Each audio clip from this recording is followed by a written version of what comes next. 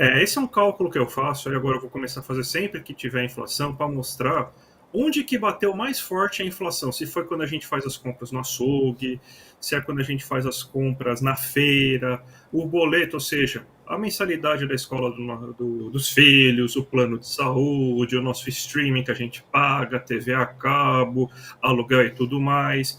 Se foi justamente para fazer o mercado, né, a gente ir lá numa uma grande varejista fazer nossas compras, comprar nossos alimentos industrializados, comprar papel higiênico, produtos de limpeza e tal, ou se foi também no lazer, ou seja, como que foi o impacto em cada uma. Então a gente vê, ó, que para o mês de janeiro e fevereiro, o açougue, ou seja, a carne, a picanha, ela teve uma boa queda, então ela caiu 0,71%, 0,71% em janeiro e 1,08% em fevereiro. A feira, que o William deve estar preocupado, que cresceu muito agora em janeiro, aí subiu 2,4%, agora boa notícia, William. Caiu a 1,44% agora em fevereiro. O boleto foi o que mais pegou, justamente porque a gente teve reajuste de mensalidade, reajuste de plano de saúde, reajuste de aluguel. Então você vê que teve uma alta muito considerável. Então o que mais impactou no bolso brasileiro esse mês foi as contas do dia a dia mesmo. Foi a conta de água, a conta de luz, o aluguel que a gente paga, a escola dos nossos filhos, o plano de saúde e tudo mais. E o resto foi mais ou menos controlado. Né? O mercado subiu só um pouquinho, 0,6 esse mês, e o lazer subiu 0,51. Agora a gente pode ver como que está mudando isso agora ao longo do tempo, que a gente pode ver aqui no próximo gráfico, que é o em 12 meses, né? Olha aí, pelo menos a gente está tendo uma queda em quase todos. Ó. O mercado que estava muito caro em 12 meses, ou seja, de um ano para cá, de fevereiro até agora, ele já está agora, a feira, perdão, né, ela já está em 14,4%, ela estava quase em 29% de aumento há um ano atrás, a feira já está baixando. O açougue, que o pessoal está falando que a nossa carne está mais barata por causa da questão da China, que desembargou, por causa do embargo das carnes da China, estou vendo muito deputado de extrema direita tentando colocar esse ponto. Não, a carne já está caindo faz um certo tempo. Porque você tem, então, o mercado internacional está demandando menos carne aqui do Brasil, não é a questão só da China, também tem o preço internacional da carne melhorando, então ela está com um preço muito alto, muito bom, e você tem um aumento só de 0,7 nesse último ano, se a gente for pegar. Então, de um ano para cá, só subiu, não subiu basicamente nada. O que está pegando mesmo aí nos últimos tempos é o valor do mercado, que quase que não se muda, né? Então, ainda continua em 11,8, né?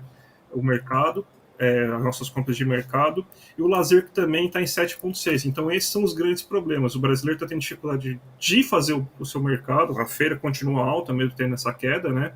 Mas a carne mesmo, a picanha teve uma queda considerável já e tá. Então, assim que a gente vai fazer agora, toda vez que sair o dado, alguns dias depois, a gente vai mostrar onde que bateu mais aí no bolso do brasileiro. Se foi quando ele vai fazer sua feira, se vai fazer quando ele vai fazer o mercado, o açougue e tudo mais, Vivian. Eu me sinto no modo randômico com os boletos. Eu corro atrás deles, eles correm atrás de mim. Eu fico assim, eu imagino que o pessoal se sinta assim também. Até a Maria Aparecida Balade, Roberto, comenta aqui no nosso chat, pô, imagina a Sabesp sendo privatizada, né? A gente tem mais uma conta aí, mais um boleto que muito provavelmente vai aumentar também. O pessoal bastante preocupado aqui. Vamos falar agora também do SVB Bank e você vai explicar para a gente agora, a gente já comentou aqui ao longo da semana, mas agora você traz uma informação mais didática para a gente entender como é que existem tantas crises bancárias no mundo, né? Exato, Vivian. Essa é mais uma, né? Então a gente sempre vive com uma crise bancária. Eu acabei de pegar algumas informações aqui, eu vi aqui agora no Twitter alguns dados, até o professor Paulo Gala mostrou, né? Que não é só agora. Outros bancos estão começando a mostrar muitas dificuldades. O Credit Suisse, que é um banco grande, principalmente na Europa, o Deutsche Bank, um banco alemão também. Então você tem diversos bancos que estão começando agora a sofrer esse efeito rebote. Né? Porque o que acontece? Por que você tem tanta crise bancária? Né? Agora a gente vai lembrar de um cara chamado Minsky, que apareceu em 1986 e começou a explicar essa situação. Né? Porque você tem o quê?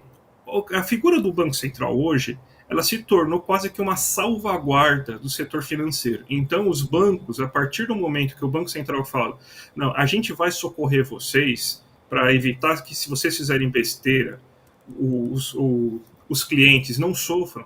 Então, você meio que deu uma carta branca para os bancos para fazer esse tipo de operações de maiores riscos. conjuntamente com a desregulamentação do setor bancário, ou seja, cada vez menos regulamentação, mesmo após 2008, as regulamentações bancárias elas quase não progrediram, ou seja, o banco pode fazer o que quiser e ainda tem a salvaguarda do Banco Central de todo o país para você socorrer ele e fazer com que os clientes desses bancos não sofram, você cria o cenário perfeito para os bancos tomarem risco, irem tomando cada vez mais risco, ficando cada vez mais próximos da insolvência, mas conseguindo gerar maiores lucros. Aí chega um momento que a realidade bate a porta e justamente o que acontece? Esses bancos quebram. Só que qual que é a grande diferença? E isso tem que acontecer, infelizmente, porque senão quem vai ser? A gente já viu no caso das americanas e a gente sabe como que funciona. Quem que é o prejudicado no final das contas? É o cliente desse banco. Então, para você fazer essa salvaguarda, o Banco Central vai lá e garante que os clientes vão receber. Tanto que o Biden já anunciou pelo Fed lá que todos os clientes que tiveram problemas com esse banco, com a crise financeira aí nos Estados Unidos, vão conseguir sacar. Então, ele já colocou uma grande quantidade de dinheiro para salvar esses bancos. Só que o problema está aí. Você tem essa salvaguarda, só que não tem nada de contrapartida. Você tem que voltar a fazer uma regulamentação forte desse sistema financeiro, senão você vai continuar tendo crises e crises e crises bancárias ao longo do tempo. A gente não aprendeu nada com 2008, já vão fazer quase 20 anos que tem 2008 por aí, né? Então, 15 anos, na verdade, basicamente, né? Então a gente não aprendeu nada, a gente não regula, a gente continua com o mesmo sistema, e se essa crise for uma crise lá 2008, que por enquanto não parece, mas tem potencial para ser, a gente vai viver a mesma coisa, um monte de banco quebrando, um monte de dinheiro para conseguir pelo menos garantir para os clientes que eles tenham recebam seus dinheiros. Para quem tem títulos mais arriscados, esses aí não vão receber nada.